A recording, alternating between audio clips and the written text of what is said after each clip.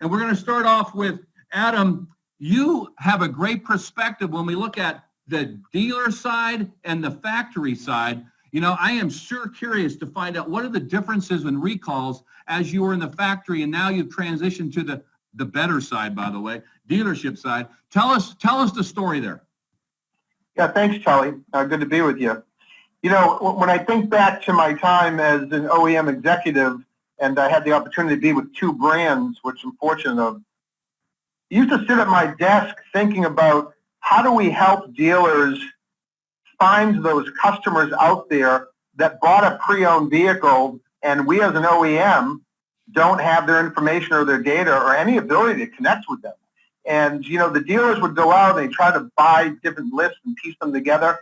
But to this day, the OEM doesn't have that information on the second and third owners. The dealer doesn't have that information. And most of those customers are out there visiting the aftermarket, often not coming to the dealerships. And now that I'm on the retail side and have been for the last 4 years, one of the things that really was bothering me is this kind of race to the bottom that we all have, advertising a lost leader oil change to drive customers in that we haven't seen before, only to find that that's all they really buy is that lost leader oil change, and then they leave. And I felt it was just a waste of our staff's time. It wasn't profitable, and it just seemed like we were repeating the same thing over and over. So I went back to sitting at my desk as an OEM executive, but now on the retail side, asking myself, does anybody have this data to go out and find who are these second and third owners?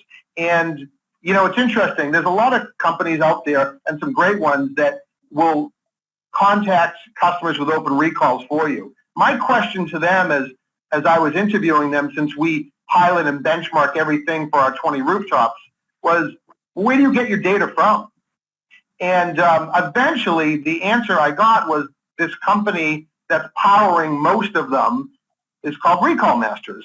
So I called Recall Masters because what better place in my mind to go to than the source? And, you know, through a lot of discussions with Recall Masters over about 6 months, because we take our time, what I found is that they have created these relationships with the state DMVs to buy that data for the second and third owner. And I can tell you, going back to the OEM days, we didn't have that data. And because of privacy laws, we couldn't go out and buy that data and then regurgitate it to the dealers. So it's kind of in no man's land. And ultimately, we began to pilot some stores. You talk about recalls with Recall Masters because they had data that nobody else had. And what we found was this.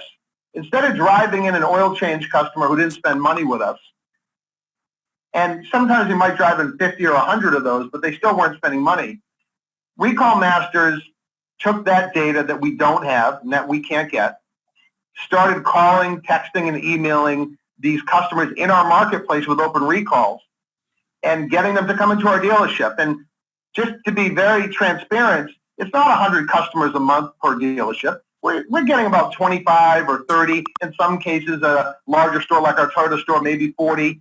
But the quality of that customer is just so incredible. So what we've experienced, I can't say what everybody experiences, but what we've experienced is that customers coming through and we're making sure they have a great experience and they're coming into our dealership in many cases for the first time. So the data match back that we looked at shows that about 30% of the customers that they drove into the recalls had never been to our dealership before, and about 20-ish% hadn't been to us in 2 to 3 years, so they were just lost. And at the end of the day, to kind of summarize things here, they're spending with us an average of $545 a repair order, which is incredible between the recall and customer pay, versus an oil change customer coming in for a lost leader oil change, maybe spending $50, $100. So we're getting a higher quality customer, and we're getting a customer back to our dealership that had completely left us or never been to us before. And it's incredible quality of a customer to go after an open recall customer with data that we as dealers and formerly us as OEMs just can't get our hands on.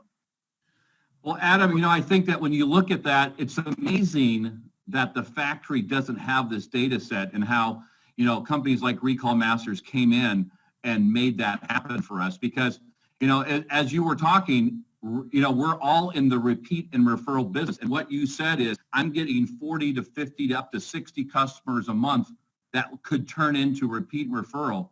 To me, that's a massive home run. Yeah, it's really amazing. And again, manage expectations. In this case, in my opinion, because of the ebb and flow of open recalls in the industry, no matter what brands you're talking about, you may have months when you're going after open recall customers that you have a lot more customers, and months where you have less because the recalls are completed or there's not a new recall that's come out. But when those customers are in the market with open recalls and they themselves don't know that they have an open recall, think about this. And this is what I tell my team all the time. The aftermarket, which is littered around all of our dealerships, up and down the streets, they can compete on many levels, but there are a few areas they cannot compete on. They cannot tell a customer if they have an open recall, they cannot complete the open recall. So it gives us a competitive advantage to go after that customer with the help of recall masters, since they have the data, we don't. They have the call center. Maybe you want to use your own call center. I prefer to outsource it and not staff up for it since there's ebbs and flows to it.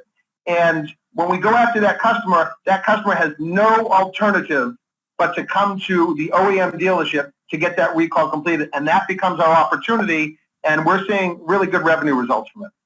Well, God bless America on that. That is just a home run. And Adam, thank you for that insight. That was awesome.